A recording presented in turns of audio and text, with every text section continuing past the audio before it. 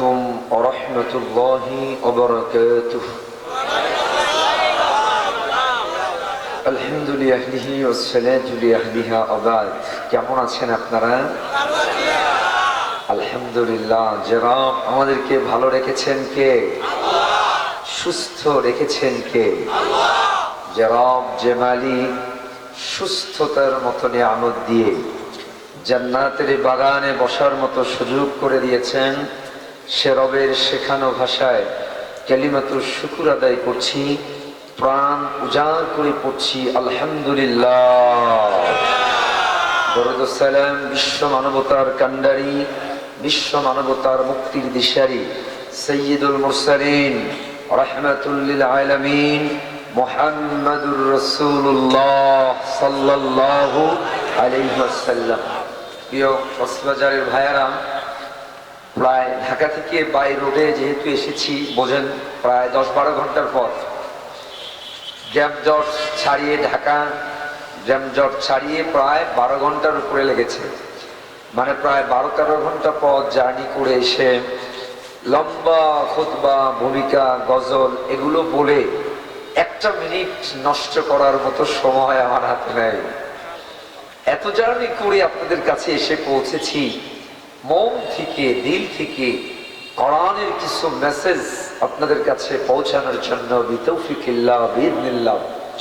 আমি আমার ভাষায় সব সময় বলি it's not a traditional was, it's a Quranic class. আমি আমার ভাষায় সব জায়গায় বলি, দেশে বিদেশে যেখানেই যাই, প্রাইমারি কথা হলো আমরা we have to be clear, we want to be clear. আমরা এই ব্যাপারে স্পষ্ট হতে চাই। ইটস এ কোরআনিক ক্লাস, এটা একটা কোরআনের ক্লাস। বলেন এটা একটা কি? একটু আপনাদের রেসপন্স চাই। দেখেন এতটা পথ জার্নি করলে শরীরের ভিতরে অনেক বেশি এনার্জি থাকে না, আর এই জার্নিটা কিন্তু একদিনের নয়, বিগত 5টি মাস ধরে নন স্টপ চলছে। প্রতিদিন কোনো না কোনো জেলায়, কোনো না কোনো বিভাগে, কোনো না কোনো ডিস্ট্রিক্টে। সো আপনাদের কাছে একটু আশা করব একটু আমার সাথে কথা বলবেন, পারা যাবে না ইনশাআল্লাহ? তো আমরা প্রথমে একটু ক্লিয়ার হতে চাই, ইটস এ কোরআনিক ক্লাস, এটা একটা কোরআনের ক্লাস। বলেন এটা একটা কি? As a class we have to learn something today, we have to know something today, we have to acquire knowledge. কোরআনের ক্লাস হিসাবে আমরা কিছু শিখতে চাই, জানতে চাই, অর্জন করতে চাই, কিছু খোরাক নিয়ে বাড়িতে ফিরতে চাই। বলেন ইনশাআল্লাহ। রাজি আছেন তো আপনারা? ইনশাআল্লাহ। ইনশাআল্লাহ শুধু শিখবই না, we have to change our mentality, we want to change our activity. আমরা আমাদের চিন্তা চেতনা আমলে পরিবর্তন আনতে চাই, নিজেদেরকে পরিবর্তনের কোরআন দিয়ে পরিবর্তন আনতে চাই। রাজি আছেন তো ইনশাআল্লাহ? বাস আল্লাহ যেন আমাদের কবুল করেন, বলেন আমিন। তাহলে প্রথম কথা, এটা একটা ক্লাস। কি বলেন? কোরআনের ক্লাস মনে করে বসলে আমাদের লাভ কমবে না বাড়বে? অবাক হবেন আপনারা। কোরআনের ক্লাস মনে করলে আমাদের লাভ অনেক গুণ বাড়বে। এটি আমার কথা নয়, রাসূল করিম সাল্লাল্লাহু আলাইহি ওয়াসাল্লাম বলেন, আমরা এশার নামাজ পড়েছি, কবুল হয়েছে বা কবুল হবে এমন কোন গ্যারান্টি অথরিটি সিওরিটি পৃথিবীর কোন আলেম ইমাম কি দিতে পারবেন? স্বয়ং কাবার ইমাম, মসজিদে নববীর ইমাম, উনিও কি বলতে পারবে যে আমার নামাজ আজকে কবুল হয়ে গেছে? কোনো অপশন নাই। কিন্তু আমি আপনাদেরকে গ্যারান্টি দিচ্ছি, আমি নয়, বিশ্ব নবী গ্যারান্টি দিয়েছেন, তাদারুসুল ইলম সাআতাম মিনাল লাইল খায়রুম মিন ইহইয়াহা। আল্লাহর হাবিব সাল্লাল্লাহু আলাইহি ওয়াসাল্লাম বলেন, সারা রাত দাঁড়িয়ে দাঁড়িয়ে নামাজ পড়লে, কাবা শরীফকে সামনে রেখে সারা রাত দাঁড়িয়ে দাঁড়িয়েও নামাজ পড়লে যে লাভ হবে, রাসূল বলেন কোরআনের ক্লাসে বসলে কিছু সময় কাটালে তার থেকে অধিক লাভ কবুল হয় এমন সওয়াব আল্লাহ আমল নামায় দিয়ে দিবেন। শুধু তাই নয়, আপনারা কোরআনের ছাত্র হয়ে যদি যেতে পারেন, কোরআনের ছাত্র নিয়ত করে বসতে পারেন, আসতে পারেন, আল্লাহ রাসূল বলেন, ইন্নাল মালাইকাতা লা তাদউ আজনিহাতাহা লিতালিবিল ইলম। আপনারা যখন এখান থেকে বাড়িতে ব্যাক করবেন, প্রতিটি স্টেপ ফেলবেন, পা ফেলবেন, প্রতিটি পায়ের নিচে আল্লাহ রাসূল বলেন নূরের ফেরেশতারা তাদের পাখাগুলো বিছায়া দিবেন। কি লাগে আর? এই জন্য আমরা কোরআনের ক্লাস মনে করে মন খুলে, বেশি নয়, এখন প্রায় 11টা 10 মিনিট আছে, 12টা আমরা ইনশাআল্লাহ একটু এদিক সেদিক শেষ করে দিব। তো এই যে সময়টুকু একেবারে মন প্রাণ উজাড় করে কোরআনের ক্লাস মনে করে আমরা আলোচনা করতে চাই। I must try to give you best class of the Holy Quran in the mirror of the Quran and Sunnah, in the mirror of the reality and history, in the mirror of the medical science and technology. Quran, Hadith, বিজ্ঞান, প্রযুক্তির আয়নায় আমি আপনাদেরকে একটা best class কোরআনের উপরে উপহার দেওয়ার চেষ্টা করব বিতৌফিকিল্লাহ, বিইজনিল্লাহ, বিরহমাতিল্লাহ। রব যেন আমাদেরকে কবুল করে নেন, বলেন আমিন। ক্লাস যেহেতু আমি আর লম্বা করছি না, শুধু 1টা মিনিট একটু অগোছানো এলোমেলো আমার চোখে পড়ছে, একটু ক্লোজ হয়ে যদি বসেন আপনারা, এই পাশটা বিশেষ করে বাম পাশটা, ইয়াং ভাইরা আপনারা একটু কাছে আসেন। যুবক ভাইরা, যে সমস্ত চৌধুরী পাড়ার, বৃহত্তর চৌধুরী পাড়া ইসলামী ছাত্র যুব কল্যাণ পরিষদের রাস্তায় দাঁড়িয়ে আছেন যে যুবকেরা, তরুণেরা, মেলার ভিতরে, দোকানের ভিতরে, for the first and last time I call you, I remember you, my dear brothers, my dear youngers, please come to the Quranic class, please come to the heaven, please come to the paradise, never ever miss this opportunity. My dear brothers, I call you from my heart, please never ever miss this opportunity. আমার যুবক ভাইরা, তরুণ ভাইরা যে যেখানে আছেন, আপনাদেরকে বলবো আল্লাহর রাস্তে কোরআনের ক্লাসটাকে মিস করবেন না, লস আপনার। আসুন আমি আপনাদেরকে নিয়ে কোরআন হাদিসের এমন কিছু মেসেজ, এমন কিছু আলোচনা করার চেষ্টা করব যেন আপনাদের জীবনের কাজে লাগে, দুনিয়ার কাজে লাগে, পরকালের কাজে লাগে। সবাই একটু দ্রুত, একটি পাঁচটা, আবার একটু ফাঁকা আছে, একটু তাড়াতাড়ি করে ক্লোজ সামনে যান, পাঁচটা, মাঝখানের পাঁচটা, তাড়াতাড়ি করেন না, সময় আমি নিতে যাচ্ছি না, তাড়াতাড়ি, লা ইলাহা ইল্লাল্লাহ, তাড়াতাড়ি তাড়াতাড়ি করে একটু আসেন না, ক্লোজ হন না। এই পাঁচটাও একটু আসেন, যুবক ভাইরা পিছনে যারা একটু কাছে আসেন। দেখুন মাঝখানে গ্যাপ থাকলে দৃষ্টি পরিবেশটা একটু অসুন্দর দেখা যায়। মাশাআল্লাহ, আসেন একটু, মাশাআল্লাহ, এখন ভালো লাগছে, আসেন তাড়াতাড়ি। লা ইলাহা ইল্লাল্লাহ,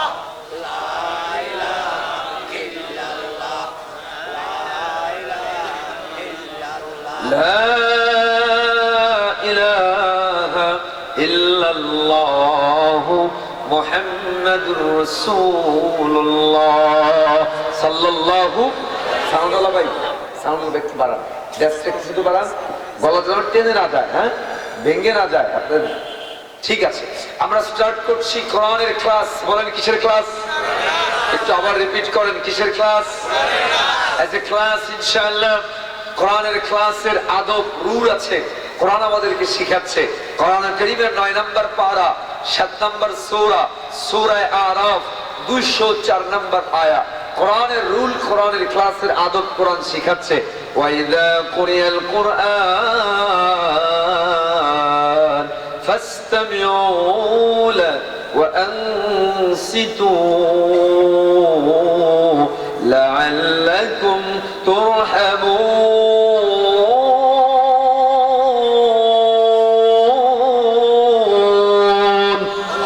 আল্লাহ বলে কোরআনের ক্লাসের আদব নাম্বার 1, আল্লাহ বলে যখন কোরআনের ক্লাস হবে, কোরআন তেলাওয়াত হবে, ফাসতামিউ লা। নাম্বার 1, আল্লাহ বলে লিসেন ফ্রম ইউর হার্ট, দিল থেকে শোনো, শুধু কান দিয়ে নয়।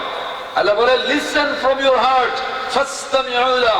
নরমাল শোনা, সামন ভাবে সামিয়া থেকে, ভাবে ইস্তেফাল থেকে আল্লাহ এনে বুঝায় লিসেন ফ্রম ইউর হার্ট, দিলের কান দিয়ে শোনো। নাম্বার 2, আনসিতু, কিপ কোয়াইট, বি সাইলেন্ট, আওয়াজ বন্ধ করো, চুপচাপ হয়ে যাও, নীরবতার সাথে শোনো। কি হবে? আল্লাহ বলে যতক্ষণ শুনবা চলবে ক্লাস। লাআল্লাকুম তুরহামুন,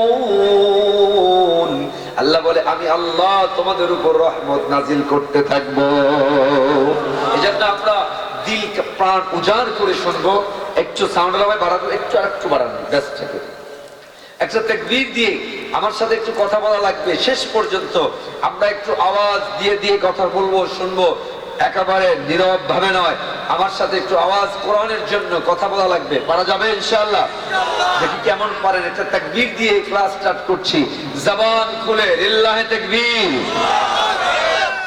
ভাই, এতগুলো মানুষ, আমাদের এই কথা বলার ক্যাপাসিটি, অতিরিক্ত সাউন্ড কমান, ঘের ঘের করে, আমাদের এই কথা বলার ক্যাপাসিটি, ক্যাপাবিলিটি, এনার্জি, পাওয়ার কে দিয়েছেন? আওয়াজ দিয়ে বলেন না কে? অমুক ভাইয়ের চরিত্র ফুলের মতো নির্বাচন শুরু হয়েছে সারা ঢাকা, সারা বাংলাদেশে দেখতেছি, যেখানে যায় চিল্লা পাল্লা মিছিল, এক কাপ চার জন্য, একটু বিস্কুটের জন্য, সিগারেটের জন্য। ভাই, আল্লাহর দেওয়া জবান দিয়ে যদি মানুষের নামে স্লোগান দিতে পারেন, অমুক ভাইয়ের চরিত্র ফুলের মতো পবিত্র, জানে আস্তে একটা গাঁজা করে। কথা বলে ঠিক কিনা? আছে না নাই?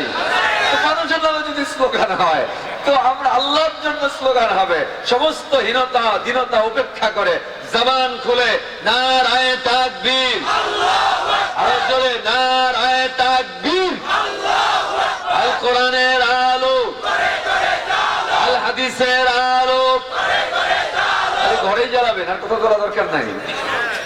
এই কোরআনের আলোটা সংসদেও জ্বলা দরকার আছে না নাই? কথা বলেন, আছে না নাই? কোরআনের আলো সংসদে যদি জ্বলে, কোন নাস্তিক মুরতাদ আল্লাহর নবীকে নিয়ে গালি দেওয়ার সাহস পাবে না। কোরআনের আলো সংসদে জ্বললে দেশের টাকা চুরি করে জনমের মতো বিদেশে পাচার হবে না। কথা কয় না ঠিক কিনা? এজন্য জোরে জোরে নারায়ে তাকবীর, আল কোরআনের আলো, আল হাদিসের আলো। বাস একসাথে সবাই মিলে জোরে নারায়ে তাকবীর। দেখুন, আমি আজকে রাজনৈতিক কথা আলোচনা যাব না। আমি আপনাদেরকে মাহফিলের শেষ পর্যায়ে, আমরা আর অল্প কয়েকদিন পরেই রোজা, নির্বাচন কেন্দ্রিক মাহফিল অনেক ক্লোজ, আমরা অলরেডি করে দিচ্ছি। শেষ পর্যায়ে আপনাদের জীবন চলার পথ সহজ হয়, জীবনটা সুন্দর করতে পারেন, গোটা দেশ সমাজটা সুন্দর হয়, এর জন্য আমাদের একটি কিতাব আল্লাহ দিয়েছেন। বলুন তো ওটার নাম কি? আওয়াজ দিয়ে বলতে হবে, বলুনটা কি? আমি আপনাদেরকে একটু দেখাবো কি কোরআন আল্লাহ দিয়েছেন, কি কিতাব আল্লাহ দিয়েছেন। বহু বয়ান, বহু আন্তর্জাতিক, অবার আন্তর্জাতিক, কিন্তু কত আওয়াজ তো শোনেন। আজকে আমি আপনাদেরকে একটু ধরে ধরে বিজ্ঞান থেকে, প্রযুক্তি থেকে, একেবারে কোরআন থেকে, হাদিস থেকে আপনাদেরকে ধরে ধরে দেখাবো গোটা হিউম্যান হিস্ট্রিতে, গোটা বিশ্বে আল্লাহর কোরআনের মতো কোন কিতাব আর হতে পারে? কথা বলবেন, হতে পারে? দেখবেন, এটা আমি কয়েকটা পয়েন্টে ধরে ধরে দেখাবো। কোরআনটা মানলে কি লাভ? যুবক তরুণদের জীবনের সফলতা কেন আসছে না? জীবনের ইয়াং, আমাদের হাতে, আমরা এত ডাইনামিক, আমাদের হাতে স্মার্টফোন, গোটা ওয়ার্ল্ড, গোটা বিশ্ব আমাদের হাতের মুঠোয়, কিন্তু আজ তারপরেও আমরা পিছিয়ে কেন? তারপরেও আমরা অধপতিত কেন? তারপরেও আমরা উন্নয়নের শিখরে পৌঁছতে পারি না কেন? কারণটা কি? ফলটা কোন জায়গায়? ফেলিওরের কজটা কি? কারণটা কি?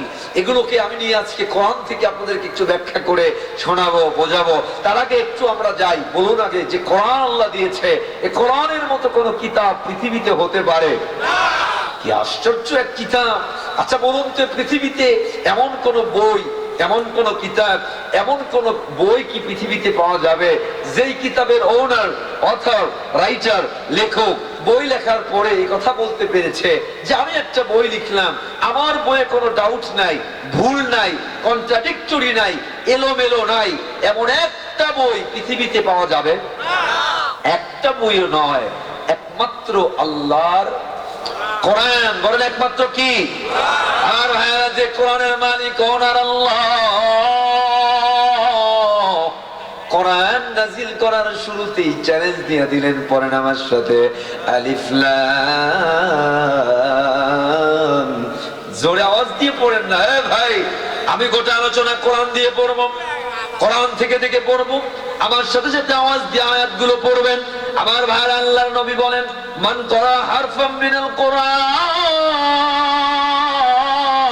ফালাহু বিহি হাসানা ওয়াল হাসানাতু বিআশরি আমসালিহা। আল্লাহর নবী বলেন, কেউ যদি কোরআন কারীমের একটা হরফ তেলাওয়াত করে, সাথে সাথে আল্লাহ তার আমলনামায় 10টা নেকি দিয়ে দেয়। বলেন তো, একটা হরফ কয় নেকি? একটা আওয়াজ দিয়ে একটু মনোযোগ, একটা হরফ কয় নেকি? তাহলে যদি আমরা একটা ঘন্টা 20টা আয়াত তেলাওয়াত করি, এক একটা আয়াতের ভিতরে সদয় ভাই আওয়াজ জ্যাম করে এতবার বলতে হবে, একটা একটা আয়াতের ভিতরে যদি 20টা করে অক্ষর থাকে, মানে আমরা আর কিছু নিতে পারি আর না পারি, লক্ষ লক্ষ নেকি নিয়ে বাড়িতে ফিরবো ইনশাআল্লাহ। জোরে পড়েন আলিফ লাম মিম, যালিকাল কিতাবু লা রাইবা ফীহি হুদাল লিল মুত্তাকিন।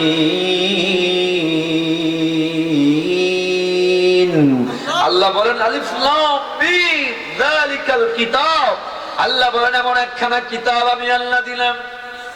এ কক্সবাজারের ভাইরা, আল্লাহ বলে এমন একখানা কিতাব আমি আল্লাহ দিলাম, যেই কিতাবের ভিতরে ভুল তো দূরের কথা, রাইব মানে ভুল নয়, রাইব মানে হলো ডাউট। আল্লাহ বলে লা রাইবা ফি, wherein there is no doubt। আল্লাহ বলে যে কিতাবের ভিতরে ভুল তো দূরের কথা, এক ভুলের সন্দেহ মাত্র নাই। কি বলেন, কোরআনে কোনো ভুল আছে? ইমানের প্রশ্ন আছে? অবাক হবেন, the well known famous scientist of the whole world, বিশ্বের বিখ্যাত একজন বিজ্ঞানী ডক্টর মরিস বুকাইলি। কি নাম? Doctor Morris Bucaille. তিনি বলেন, আমি কোরআন শরীফ পড়া শুরু করেছিলাম কোরআনের ভিতরে ভুল ধরার জন্য। তিনি বলে আমি নাহু, সরফ, Arabic grammar, literature everything complete করে কোরআন পড়া শুরু করলাম এই নিয়তে কোরআনের ভিতরে ভুল ধরবো। তিনি বলেন গোটা কোরআন পড়ে কোরআনের সূরা ফাতিহা থেকে নাস পর্যন্ত রিসার্চ করে স্টাডি করে ভুল ধরতে এসে আমার ভুল ভেঙে গেছে, আমি কালিমা পড়ে মুসলমান হয়ে গেছি। শুধু মুসলমান হয় নাই, একটি কিতাব লিখেছে the Bible, the Quran and science. ওই গ্রন্থের ইন্ট্রোডাকশনে লিখতে বাধ্য হয়েছে the Quran is the holy book of Islam, the Quran was not written by anyone but sent by Allah to prophet Muhammad সাল্লাল্লাহু আলাইহি ওয়াসাল্লাম। Every word in this Quran has come from Allah, the only one true untold divine book is the Quran. আল্লাহু আকবার। লিখতে বাধ্য হয়েছে গোটা বিশ্বের ভিতরে একমাত্র সত্য কিতাব, জোরে বলেন না কি? কোরআনে কিরানের আওয়াজ স্তব্ধ করার ক্ষমতা পৃথিবীর কারো। কোরআন যখন নাজিল হয়, কোরআনের কঠোর দুশমন আবু জাহেল, তার ভাতিজার নাম হলো ওয়ালিদ বিন মুগীরা। তো আবু জাহেল ওয়ালিদ বিন মুগীরাকে ডাক দিয়ে বলে, ওয়ালিদ যাও, মুহাম্মাদের উপর যে কিতাব নাজিল হয় ওই কিতাবের মধ্যে গিয়া একটু ভুল ধরো। কি ধরবে? ভুল ধরো। ওয়ালিদ বিন মুগীরা বুকে আশা নিয়ে আমার নবীর কাছে আসছে, আমার রাসূলকে ডাক দিয়ে বলে, ইয়া মুহাম্মদ সাল্লাল্লাহু আলাইহি ওয়াসাল্লাম উতলু আলাইয়া মা নাযালা আলাইকা। হে মুহাম্মদ, তোমার উপর যে কিতাব নাজিল হয় আমাকে একটু পড়ে শোনাও। বলেন তো উদ্দেশ্য কি ধরা? তাহলে আছেন উদ্দেশ্য কি ধরা? আমার ভাইরা, আমার রাসূল করিম সাল্লাল্লাহু আলাইহি ওয়াসাল্লাম কোরআন কারীম থেকে একটু তেলাওয়াত স্টার্ট করলেন। কিছুক্ষণ তেলাওয়াত করে আমার নবী একটু থামলেন। ওয়ালিদ ডাক দিয়ে বলে, মুহাম্মদ কি যেন তেলাওয়াত করছো, এত মজা কোনদিন পাই নাই। মুহাম্মদ আমারে আরেকটু তেলাওয়াত করে শোনাও। আমার নবী আবার তেলাওয়াত স্টার্ট করলেন, আবার থামলেন। ওয়ালিদ ডাক দিয়ে বলে, মুহাম্মদ কি যেন পড়ছো, এত মজা জীবনে কোনদিন অনুভব করি নাই। মুহাম্মদ আমি না বলা পর্যন্ত থেমো না, আল্লাহর কোরআন তেলাওয়াত চালায়া যা। আবু জাহেলের কাছে সংবাদ গেছে, আবু জাহেল তুমি তোমার ভাতিজাকে পাঠাইছো আল্লাহর কোরআনের ভিতরে ভুল ধরতে, যা খবর নাও তোমার ভাতিজা তো মুহাম্মাদের জবানে কোরআন শুনে পাগল হয়ে গেছে। আবু জাহেল দৌড়ে আসছে, এসে দেখে ওয়ালিদ বিন মুগীরা আমার নবী তেলাওয়াত করছে। ওয়ালিদ বিন মুগীরা চাতক পাখির মতো তাকায়া তাকায়া আমার নবীর সামনে কোরআনের তেলাওয়াত শুনতেছে। আবু জাহেল ওয়ালিদকে ডাক দিয়ে বলে, তোরা না পাঠাইলাম কোরআনের ভিতরে ভুল ধরার জন্য, তুই দেখি শুনতে লেগেছিস, ব্যাপারটা কি? ওই সময় ওয়ালিদ ডাক দিয়ে একটা কথা বলে, শুনে রাখবেন। ওয়ালিদ ডাক দিয়ে বলে, চাচা গোটা মক্কার ভিতরে আরবি ভাষায় আমি সবচেয়ে পারদর্শী, আরবি সাহিত্যে আমি সবচেয়ে দক্ষ।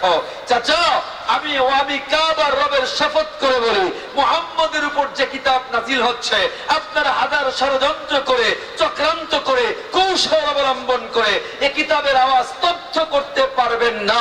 এই কিতাব পরাজয় হওয়ার জন্য আসে নাই, বিশ্ব মানচিত্রে বিজয় অর্জনের জন্য এসেছে।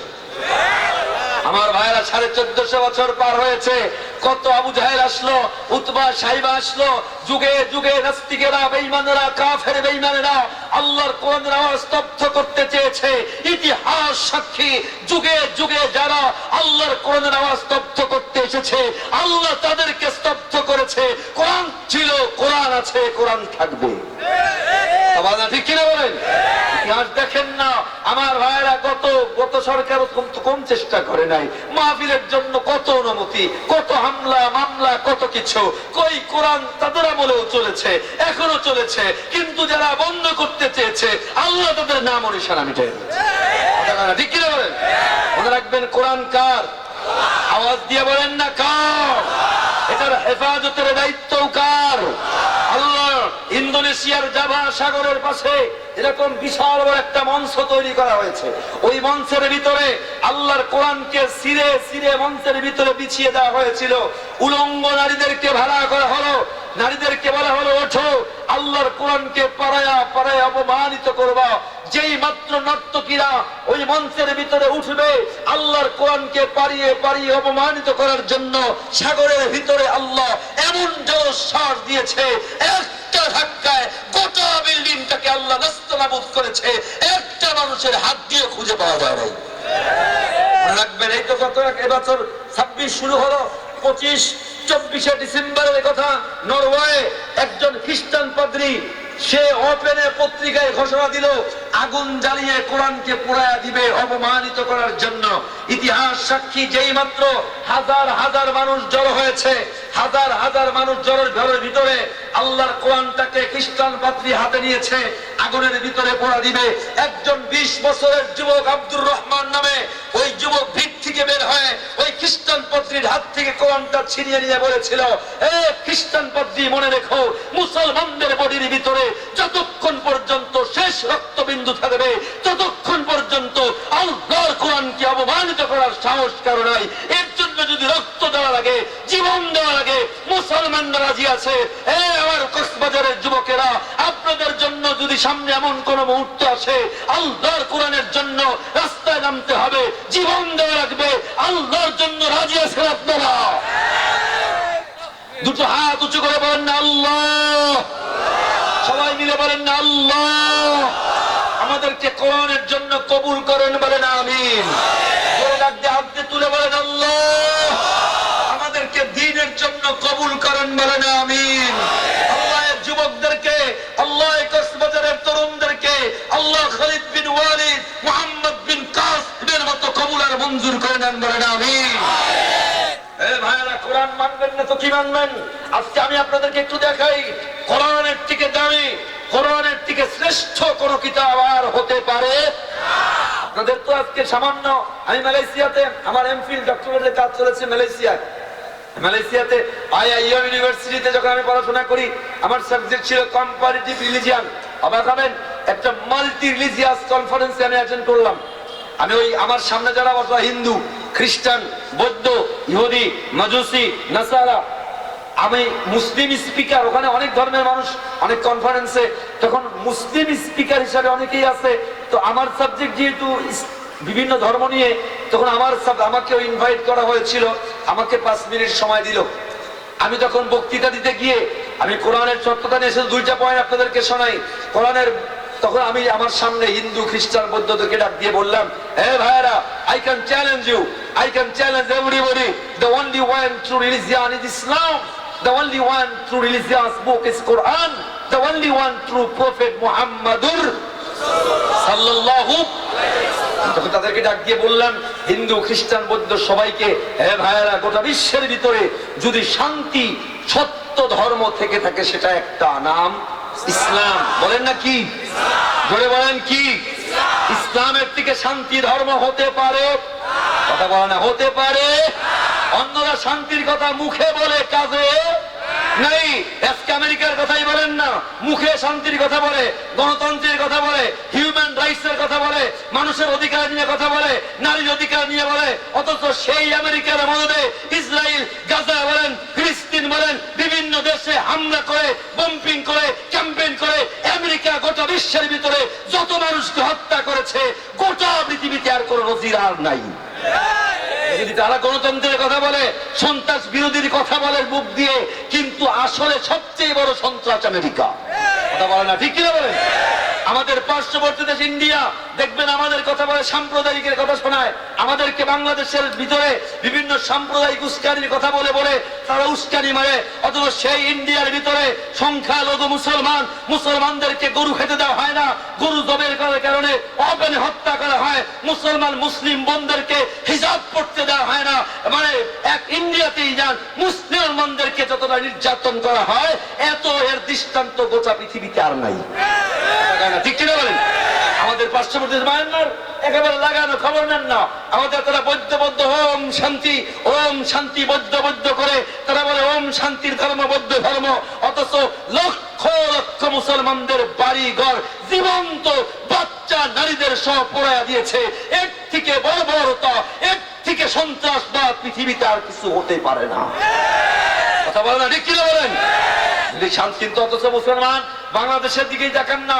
বাংলাদেশের সংখ্যালঘু মুসলমান 90% মুসলমান, হিন্দু হাতে গোনা কয়েকজন, খ্রিস্টান বৌদ্ধ ইহুদি, কিন্তু বাংলাদেশে অমুসলমানদেরকে যেই পরিমাণ নিরাপত্তা দেওয়া হয়, বাংলাদেশে আজও পর্যন্ত কোনো রেকর্ড নাই।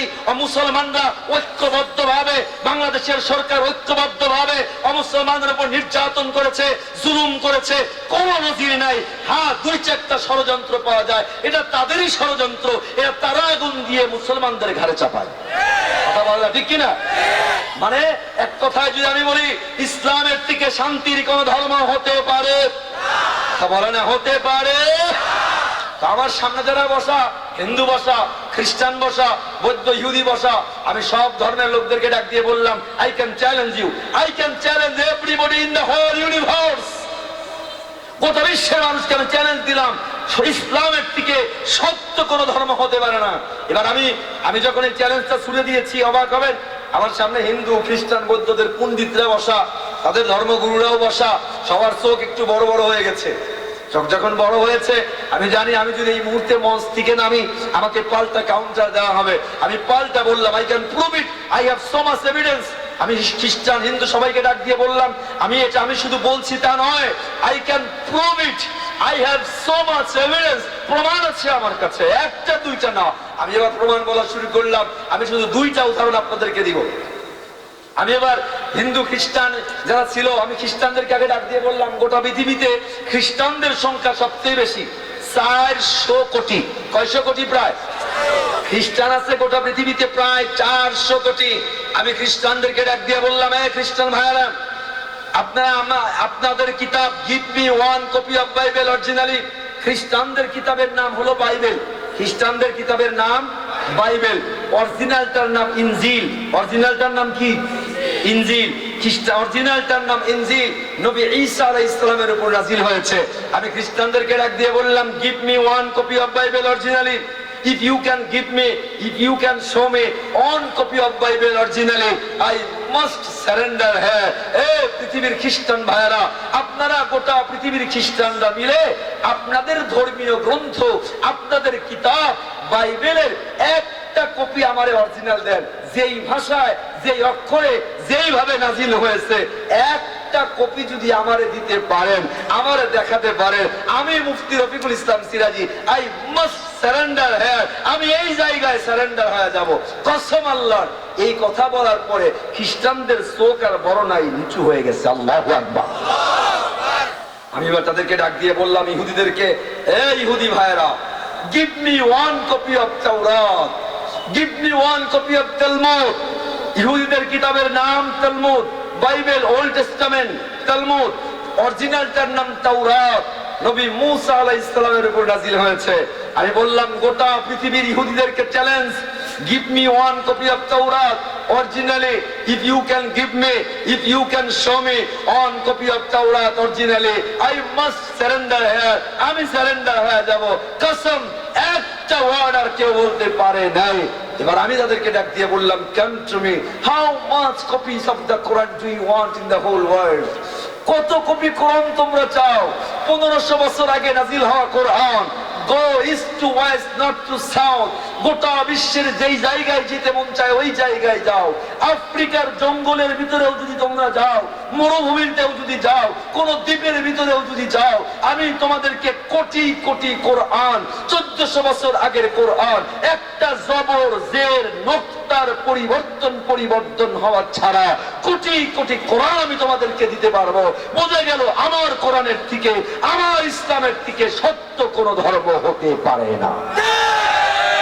শুধু কি তাই? এবার আমি ডাক দিয়ে বললাম, নট অনলি প্রিন্টেড কোরআন, শুধু কাগজের কোরআন নয়, I can give you live কোরআন।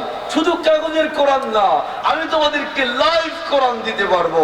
কয়জন লাগবে? 9 বছরের বাচ্চা, 10 বছরের বাচ্চা, ওদের সিনার ভিতরে আমার রব 10 বছর থেকে শুরু করে 80 বছরের বৃদ্ধের সিনার ভিতরে একজন দুইজন না, গোটা পৃথিবীতে কোটি কোটি হাফেজে কোরআন আছে, যারা হাঁটে, ঘুমায়, খায়, আবার ওদের সিনার ভিতরে আমার রব, আমার মালিক 30 পারা কোরআন হেফাজতের ব্যবস্থা করেছে। এর থেকে বড় মিরাকেল, এর থেকে বড় আশ্চর্য পৃথিবীতে আর কিছু হতেই পারে না।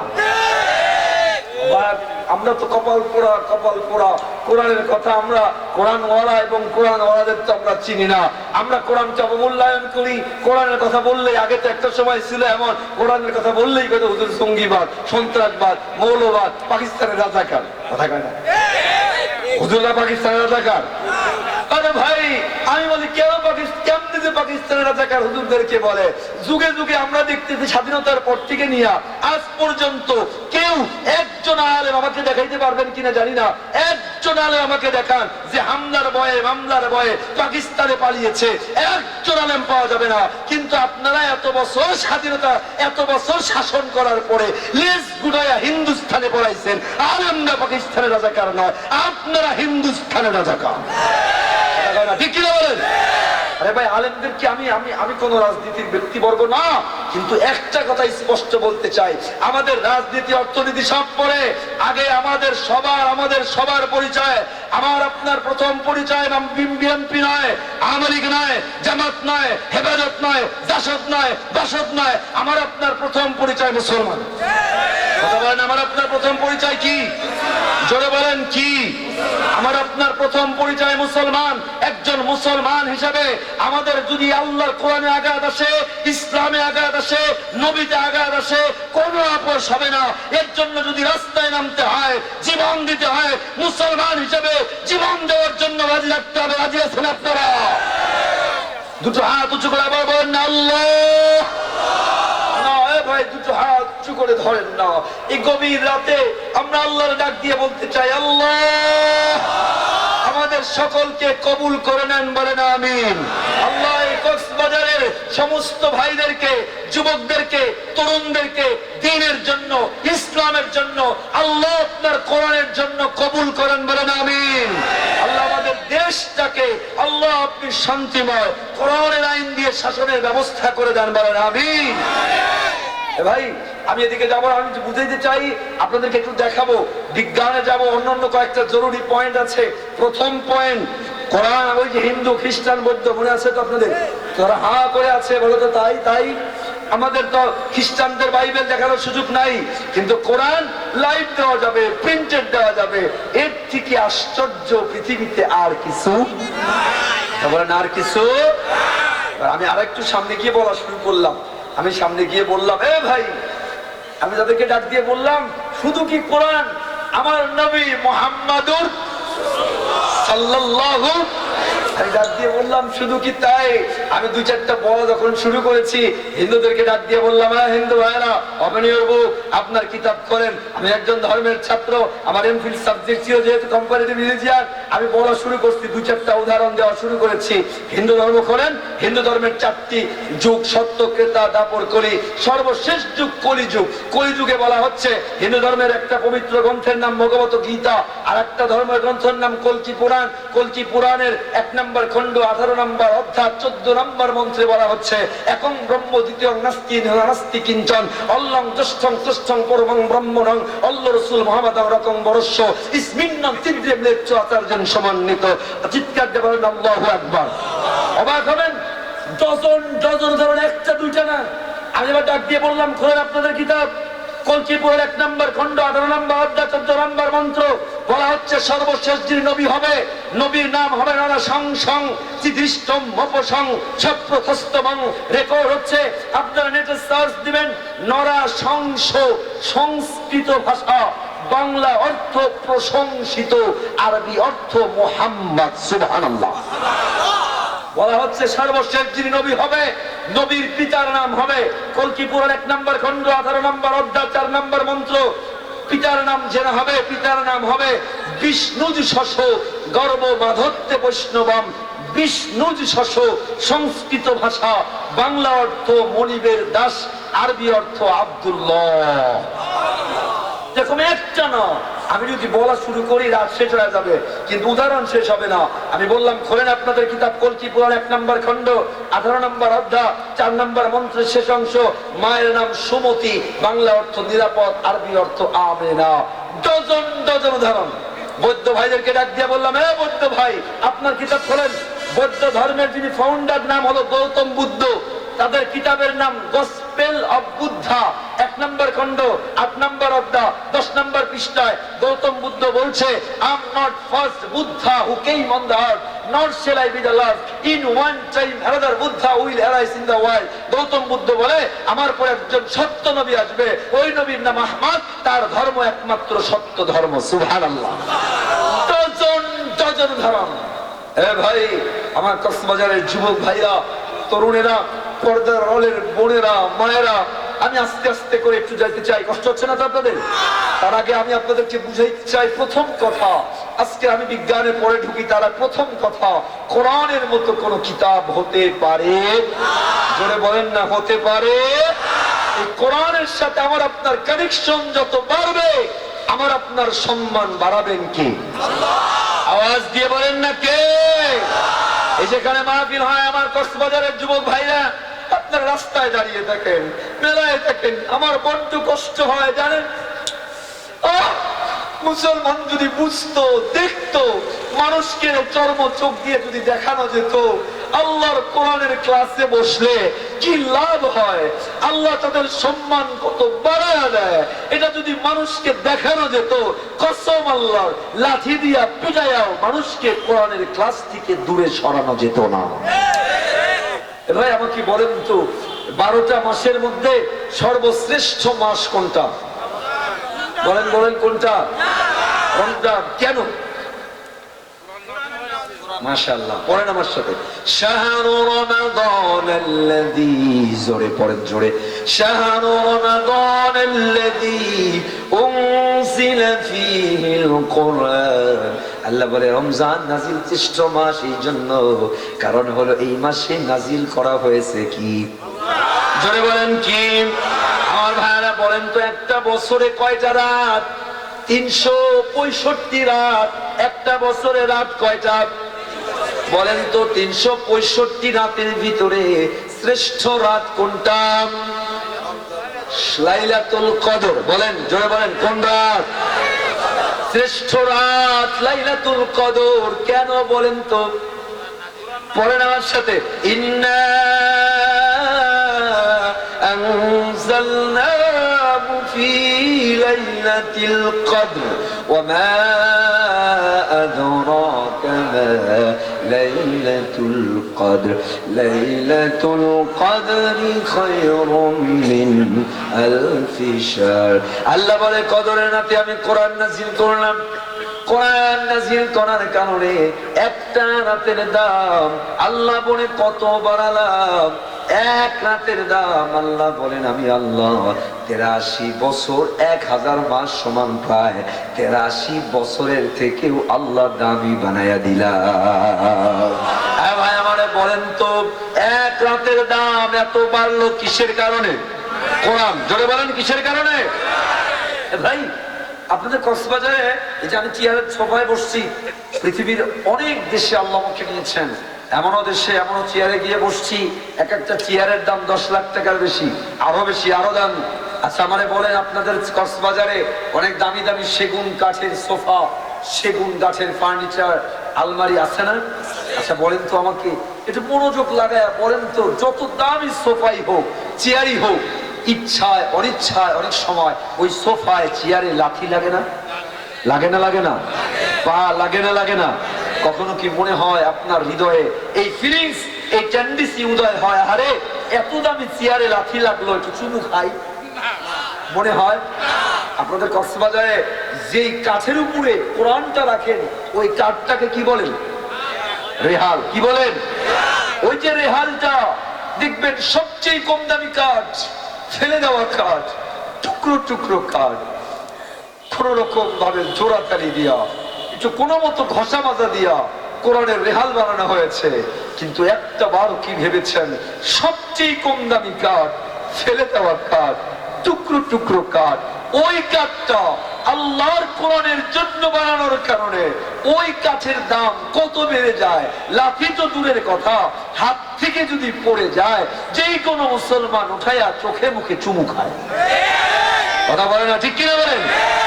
দেখবেন আমার ভাইয়েরা, অনেক সময় আমার মা বোনেরা রাস্তা দর্জির দোকানে ফেলে দেওয়া কাপড়ের টুকরা, একটা সাদা কাপড়ের টুকরা আর একটা অন্য কাপড়ের টুকরা, দুটো কাপড়ের টুকরা এনে কোন মতো একটু জোড়া তালি দিয়া আল্লাহর কোরআনের গেলাফ বানায়, আল্লাহর কোরআনের জুজদান বানায়।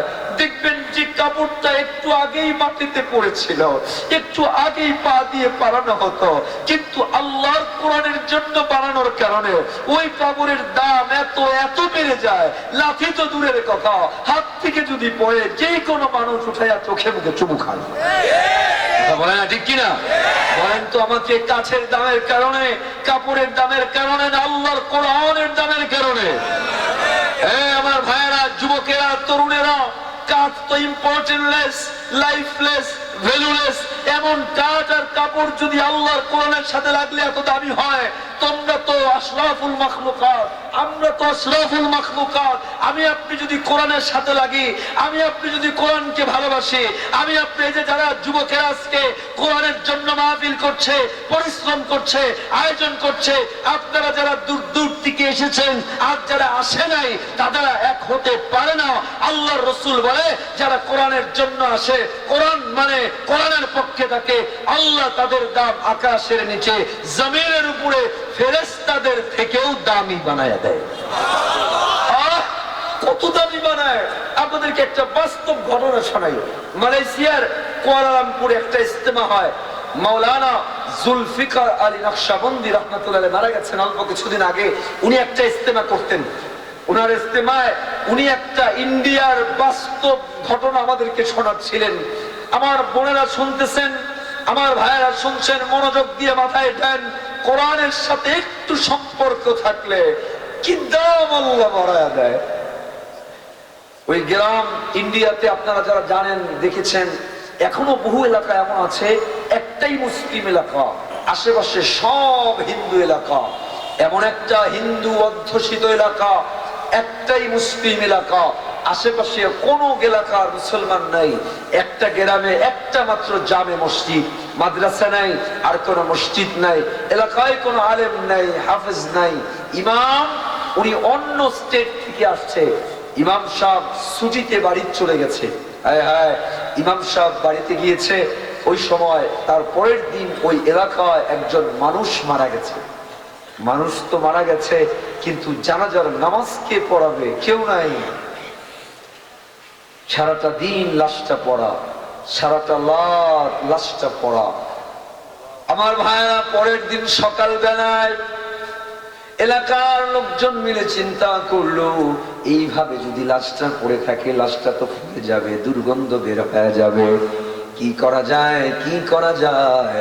এলাকার লোকজন মিলে সিদ্ধান্ত নেয়, চলো চলো মাইয়েতকে আমরা গোসল করাই, কাফনের কাপড় দিয়ে পেঁচায়, জানাজার খাট নিয়ে উঠায়। আস্তে আস্তে করে বিশ্ব রোড কয়েক কিলোমিটার দূর, বিশ্ব রোডের মাথায় গিয়ে দাঁড়ায়। হতে পারে বিশ্ব রোড দিয়ে কোনো আলেম যাবে, আমরা তাকে জানাজার নামাজ পড়ানোর জন্য বলবো। পরের দিন সকাল বেলায় এলাকার লোকজন মাইয়েতকে গোসল করায়া, কাফনের কাপড় দিয়ে পেঁচায়া বিশ্ব রোডের মাথায় গিয়ে দাঁড়িয়েছে।